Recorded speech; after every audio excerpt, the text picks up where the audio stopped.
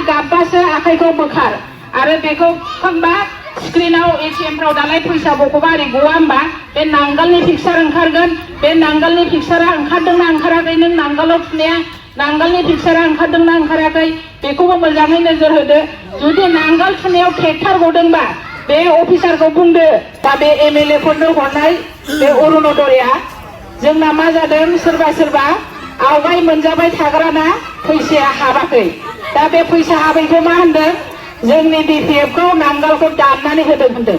दा बिथांमोनहा केवाइसि होनाय समाव लेखाखौनो हैखायाखै।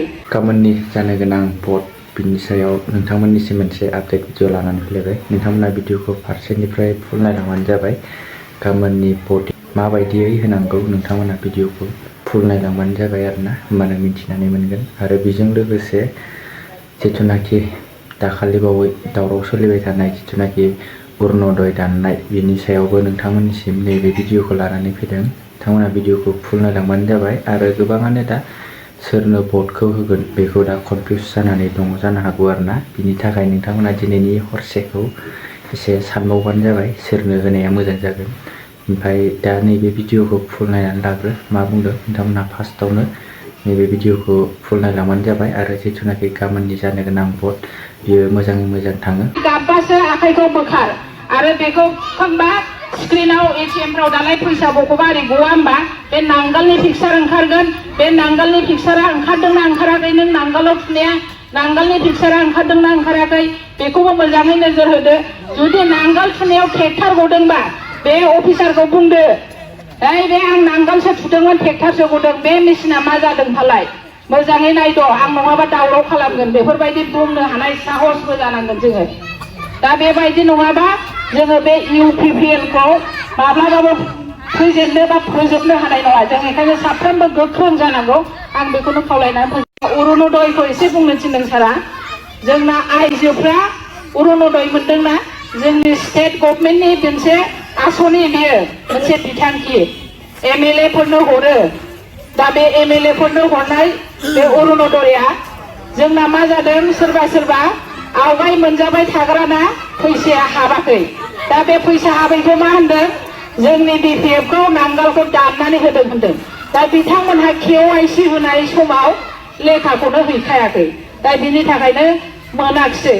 दा मोनाखै बिथांमोनहा दुखु मोननो नाङा, जोंजोंनो था। जों बेखौ इलेक्सन जोबखांबानो जुन जुलाइनिफ्रायनो नायफामफिनगोन।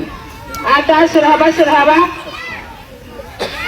ओरैबायदि अबस्था जादों, जों बेरायनानै मोनदों, गांसे रेशन कार्डजोंनो सानै एप्लाइ खालामदों। सासेया मोनजाखायोमोन आरो सासेया होबावबाय। दाना मा जाखो, बेनोबो होआसै बेनोबो होआसै। मालाय बैसोरो रावबो सासेबो थांनानै सासेखौ दोनदो सासेखौ दानदो बिदि होनैग्रा गैलाना, सानैबो गैला। बेबायदि अबस्था जादों। आरो सोरबाथ' बिहरबाबो होफैखायाखै। बिहरबानो मा होनो, बे नांगोलनिसो दाननोसो बिहरदों बिसोरो। बेबायदि बुङै थालांदों। दा दिनै ससियेल मिडियायाव मा होनदों, जोंखौसो बदनाम होगासिनो दंना, नांगोलानो दाननानै होजोब्बाय। दसआदि गावसिनि बेखौथ' सोर बुंबावदो, दसखौथ' रावबो गावनिखौ स्वीकार खालामा। दा बे लेखायानो हैयाखिसै नालाय, केवाइसि हैयाखिसै नालाय, दा बे थाबथालांबाय। आरो ओरैबायदि बे अरुणोदयआ स्टेटनि बे पर्टेलफ्रा वेबसाइटफ्रा दिनै फुंनि 9टानिफ्राय खुलिदोंबा दा हरनि 12टायावनो बे बन्द जायो पर्टेला। जै बे पर्टेलाव वेबसाइटआ बन्द जाबाय, नों डाउनलड खालामफिननो सोनो हाया, आपलड खालामनो हाया, बेबायदि अबस्था जायो। बेखायनो जेलानो बिहरो, एलानो गावबागाव मोननांगौनि थाखाय एखेबारे जेरावखि थाया मेम्बारफोरनो गथायनांगौ। आं बेखिनिखौनो खावलायबाय। बेखिनिखौनो बुंनानै नोंथांमोननिसिम बयनिसिमबो आङो खर' गंलायो। आरोबाव खनसे नांगोलाव भट होनो थाखाय खावलायनानै एसेयावनो फोजोबबाय।